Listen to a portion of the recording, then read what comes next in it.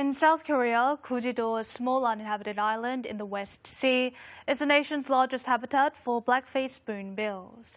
Kujido was designated as a special island to protect the endangered birds, but the reality is different as the island is covered with trash. From Yeonpyeongdo Island, it takes some 10 minutes sail to reach Kujido Island. The small island is the nation's largest habitat for black-faced spoonbills.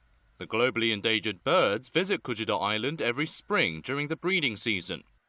But a closer look reveals its beaches are covered with fishing devices, buoys, pieces of styrofoam, and even a refrigerator.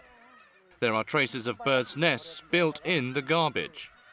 특히 이제 스티로폼 조각이고요. 이런 쓰레기들을 가져다가 동지를 이제 만들고 있는 상황인 거죠.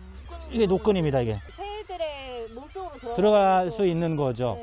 왜냐면 물어다가 둥지를 만드는 과정에서 Annually, some 400 black-faced spoonbills visit the island, which is also home to about 10,000 black-tailed gulls. The ecological treasure trove is plagued by marine waste. 쓰레기가 엄청 많아요, 바닷속에도. 많은데 뭐 배를 접어낼 수가 없으니까 여기서 뭐 어떻게 뭐 운반 저기가 힘들어요. 눈으로 봐도 뭐 어떻게 저기를 못 하잖아요, 여기는.